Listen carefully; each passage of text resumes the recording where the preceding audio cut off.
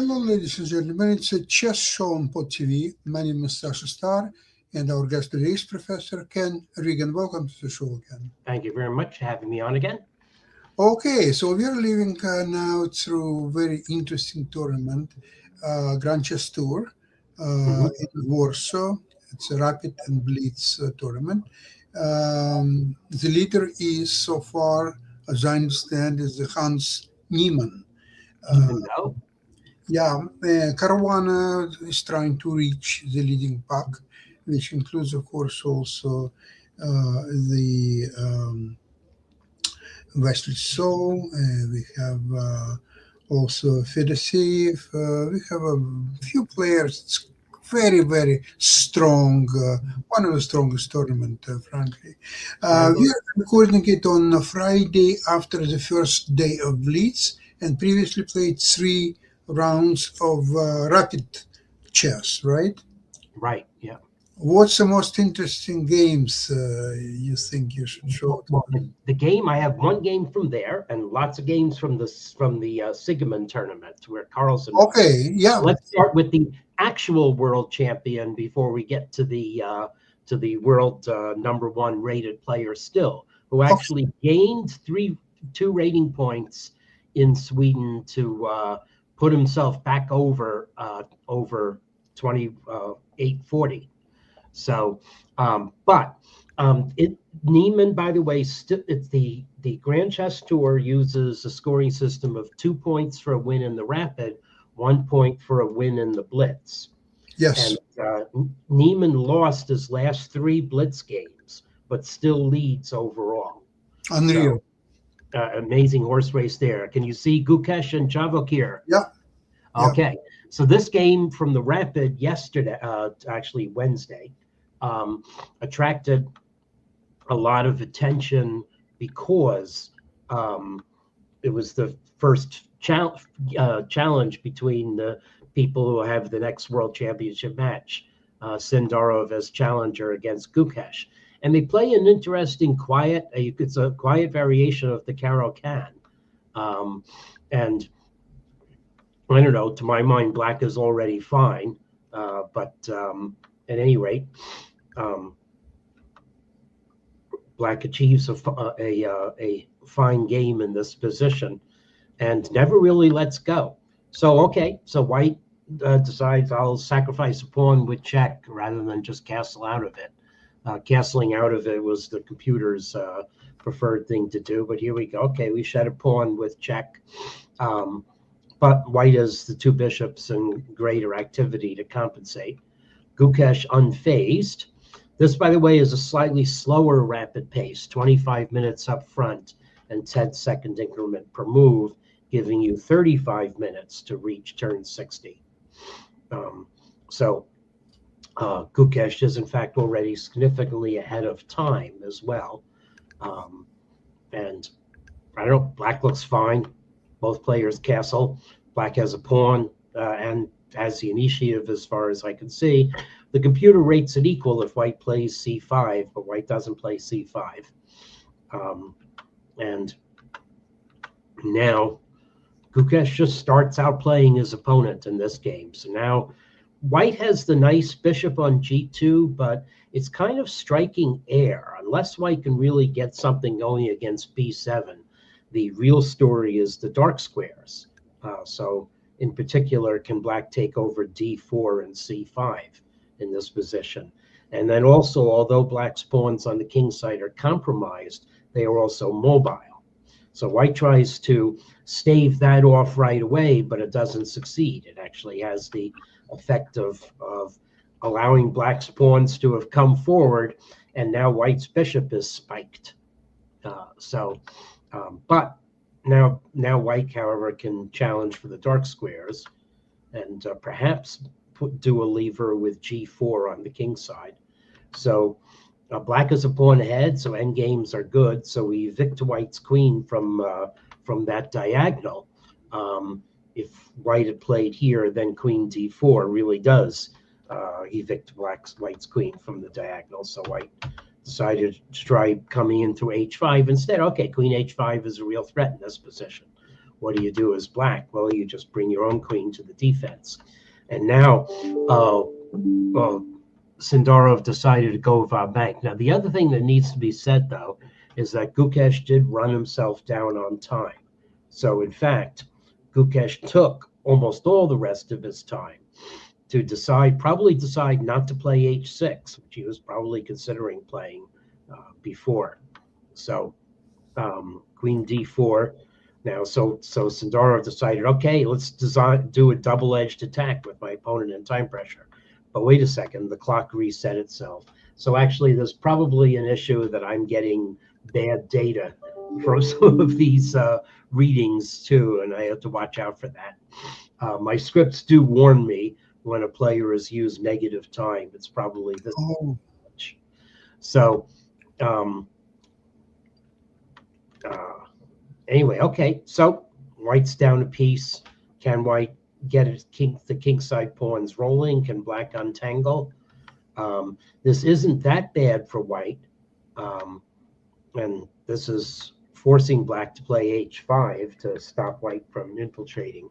But now, the funny thing is the computer just wants white to sit pat and not allow pins on the h2 to b8 diagonal, and says that then white can undertake things maybe, but instead queen e2 wins a pawn but allows black to untangle.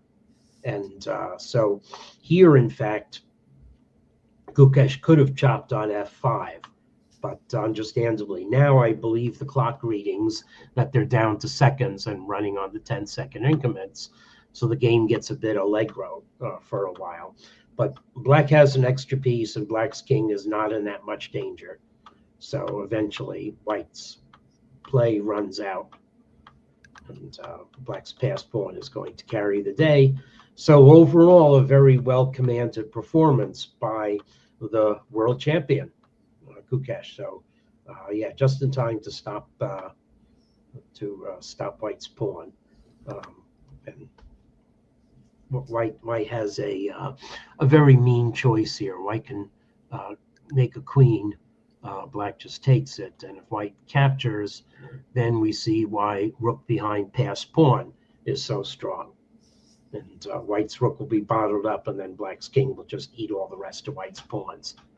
So after rook h1, a2, and then king d6, it's game over, or b5, game over. Yep. So okay, so nice performance by the world champion. Now, the other games I have are all from Sigeman, and I'm first going to show how to beat Magnus Carlsen. So this is quite a sensation. Magnus Carlsen lost to Jordan van Foreest in a back and forth game, but where Foreest was really ahead for most of the game. So this shows that you can beat Carlsen if you carry the battle to him. And it must be said that Carlsen himself played enterprisingly by playing the knight off. Okay. So not going to go into one of these Giocopiano tabillas that people do nowadays. So actually queens have come off, but the position's unbalanced. Carlsen, as Van Foreest decided to allow Carlsen to mangle his pawn structure, but white has potential for great activity in all spheres of the board. Okay. So now there's the c pawns are weak and doubled, but they're passed. Black has two connected passed pawns potentially on the king side, but they have to get out of the box first. So very nice move here, maybe unexpected. It basically forces the win of an exchange. Otherwise, black can't hold the e pawn. So we win the exchange, but Carlsen has certain counterplay for it. Okay, but white, what's going to turn this position is whether white can maneuver the bishop to a good square with which to take aim at black's king side, and or be able to usher the c pawn into the game. So white has only a pawn for the exchange, and black has 2 knights. So white has definite advantage. Black should have played knight d5, but now black comes back, so white decides to repeat. Now knight d5. It's not on pre because of mate on the first rank, but this isn't as strong as it could have been beforehand. Computer wants black to play king f8. Let's not bother ourselves with why. White does win a pawn. Now, important to note that if white had captured this pawn, then we really do have an attack for black reminiscent of one of the Korchnoi-Kasparov games. This white actually is forced to it was Korchnoi-Karpov. Korchnoi-Karpov, that's right, yeah. So white would be forced to give back the exchange. So we've got this position, and finally white's bishop is wheeling around to the diagonal where it can pressure the e-pawn and win. So black has a pawn for the exchange, and it's all going to come down to tactics, though. Whether black can establish a fortress, a solid defense, or whether white can get enough activity to break through. So around here, I was expecting that white was going to win. And indeed, any move, rook c3 first would have been a little better. Rook c3 now. And the players have managed, players have a fair bit of time. But I'm just want to show you the end game that results from this. Now here, white can win by the move g4, but it takes a lot of nerve to expose your pawn where it can possibly be traded. But the point is, it takes away the square f5 and makes g3 for the king. So instead, white got the bishop out of the way of potential forks. But now white has lost one of the pawns, and white's only hope now is to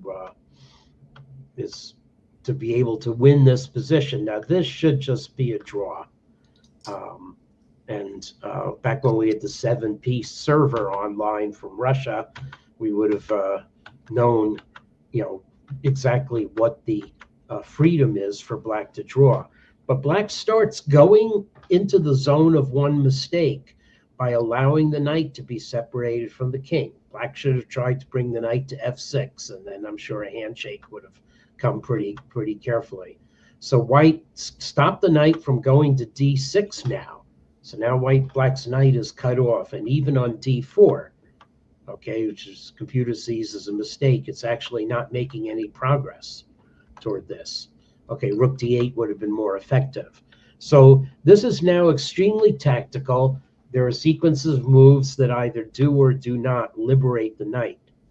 So now the knight can go into the rear guard, but then black is going to fall victim to a mating attack if the knight goes too far back. So as the computer will show you, both players pitch the game back and forth. But it's ultimately Van Foreest that has the last laugh in this position.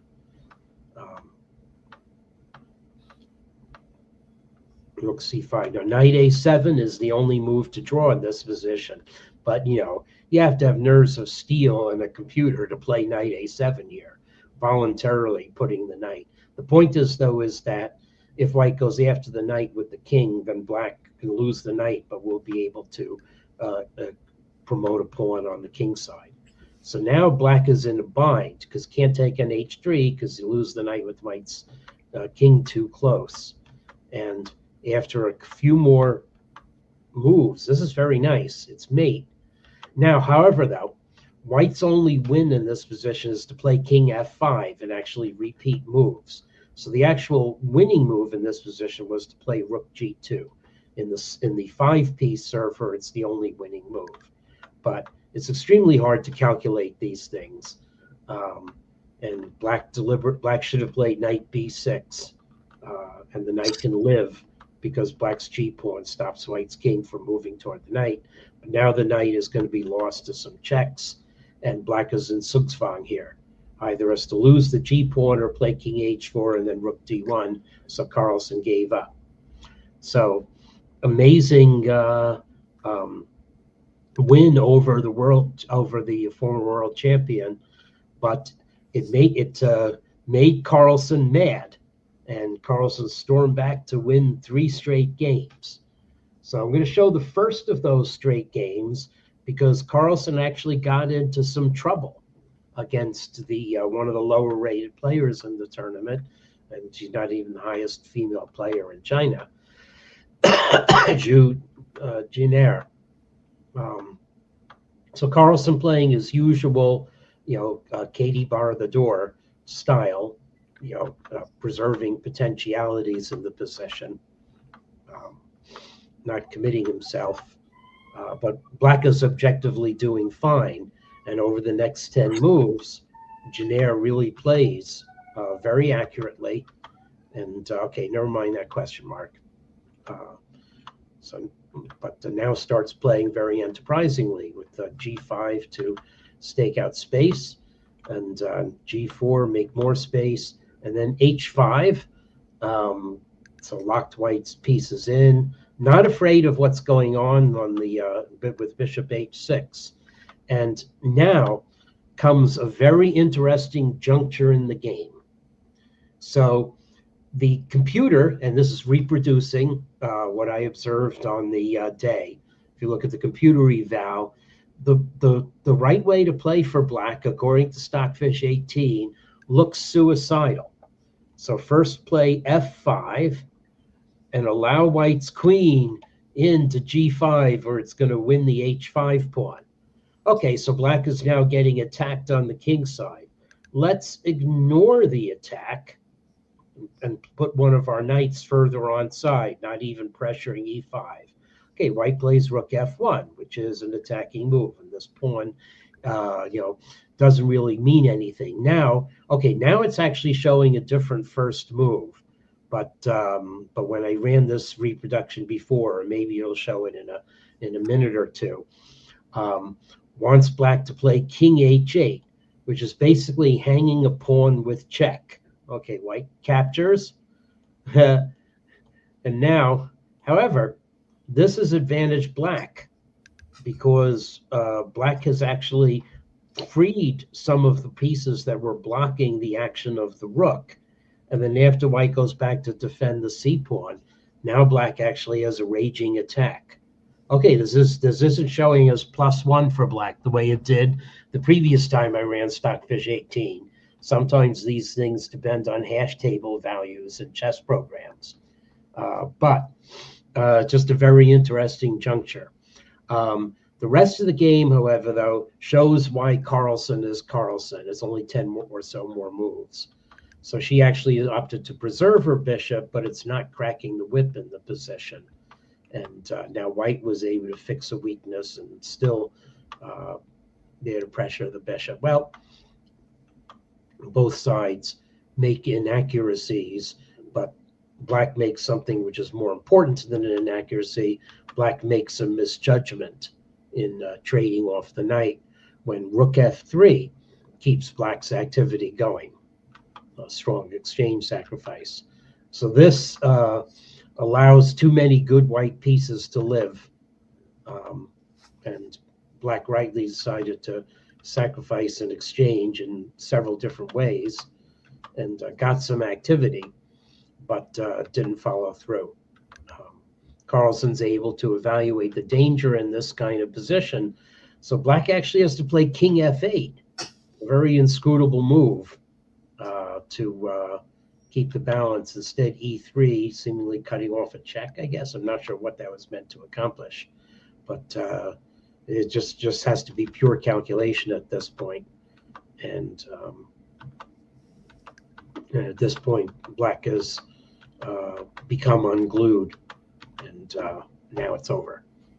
So interesting play by Carlsen. Now I want to show, so Carlsen won a playoff, a blitz playoff against Erigaisi. And if I have time, I'll show the last game of the playoff. But what I absolutely want to show, last 8 minutes I guess we have, are how Carlsen handled Yagis Erdogmus, another 14-year-old sensation who's broken into the 2,700 club and definitely maintained it in this tournament, because as you see, it a plus score in this game in the 8th round. But Carlsen plays very sagely against him to reach an endgame that has some famous ancestors. So the last two things I'm going to show are tales of two endgames. And I think both knight against bishop. So anyway, so Carlsen plays for activity. It was said on Twitter, an even endgame, you just can't survive against Carlsen. And Carlsen plays very simply to just stay one tempo ahead of what Black is doing. So Black's a tempo down, and we're going to keep Black that way. Black took the e-pawn while we play rook c7 and have lots of activity. So, okay. Now Black has a compromise in the pawn structure, and that eventually becomes the theme of the position. So White's king is, Black has a slightly compromised pawn structure, and White's king is able to take over the d4, e4 center squares. And that's enough to keep playing on, even though the computer says less than a quarter pawn advantage. So Black is trying to maintain a dark square blockade with the light square bishop. So all of Black's pawns are in dark squares, which is good, but Black has one weak pawn on f6, and White's king sitting on d4 eventually has the potential to penetrate on either side of the board.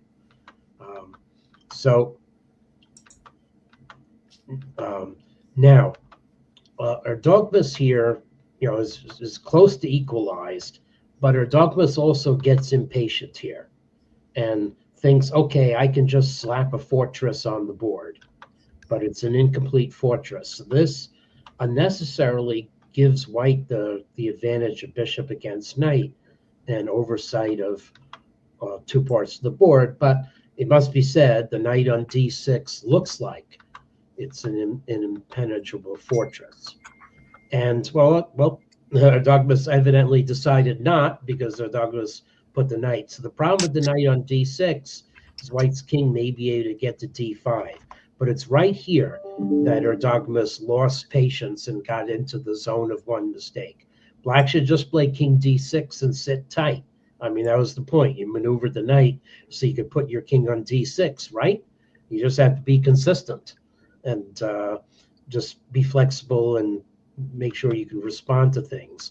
This gives White the advantage on an outside passed pawn. And now Black is, in practical terms, Black is in real trouble. Okay, we played d6.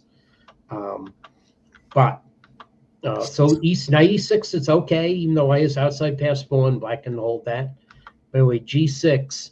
And now, here's the key point. So what Black has to do, the key square on this board, believe it or not, is a6. So it's a race. Black has to can hold the position only by a race to prevent White's bishop from getting to a6 in time. So Black therefore has to play this in the order f4. Okay, and then, so what am I talking out of my hat about bishop on f6? Well, no, let's take a look at the way the game went. The way the game went was Black played king e7, White played king b5, then f4, then king a6, then f3, then king takes a7, and after f2, White is bishop a6. So now Black has lost. So b5 trying to jam that up, but Carlsen's too accurate a player. So now, okay, so Black gets a queen, great, but h3. No, Black's not going to get a queen. Black got the knight out of the way so the bishop can go to h3, and this is now over. Okay, all right. So definitely chess knowledge on Carlsen's part coming through. But the very best thing that I have here, in my opinion, is the way that Andy Woodward failed to beat Erigaisi after winning the whole time. I'll just take some snapshots of the game here. Erigaisi played crazy chess with advancing pawns on both sides of the board, but Woodward calmly took the pawns, took the position, and started hunting Black's king, and eventually reached what should have been a winning ending. Look at White's king here having gone out to g4. But okay, there were inaccuracies on both sides. So we got to an end game where White played one careless move. White is to play king h1 and then has enough counterplay to draw. Instead, king h3 repeated, put White's king in the mouth of the lion with g5.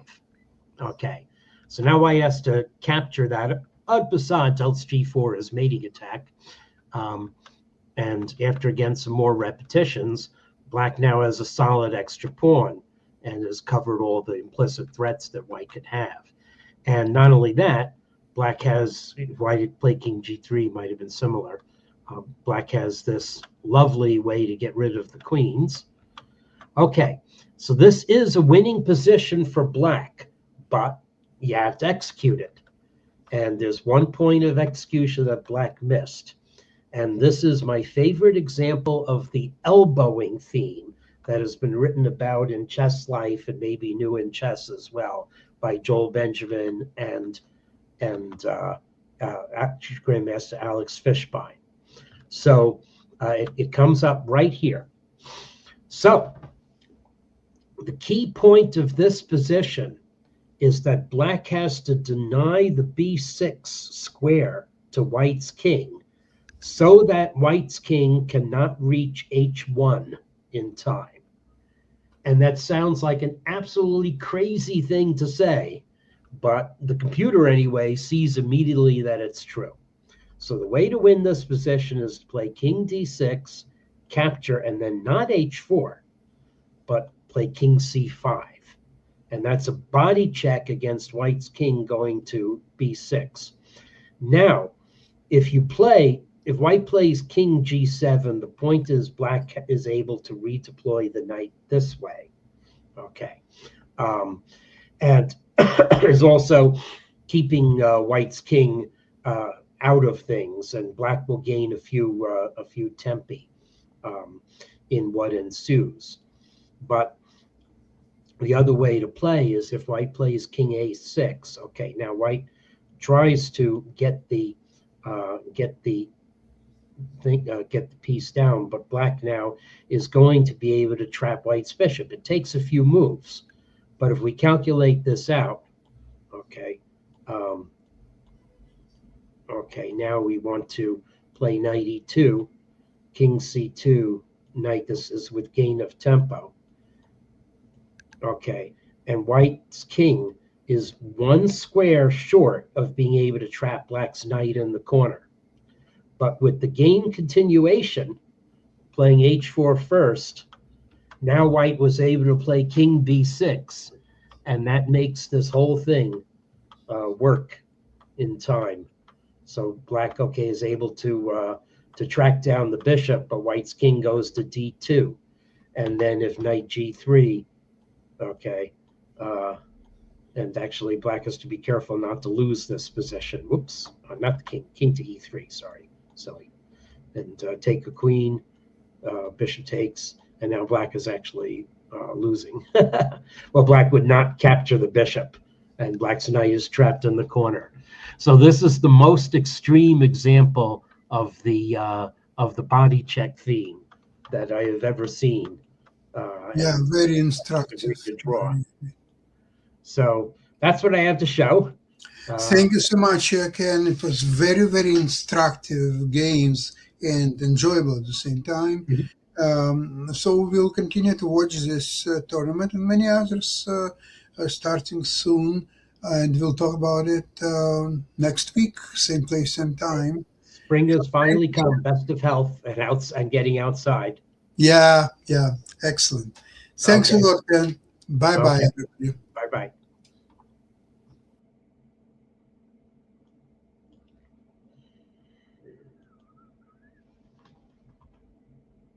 Okay.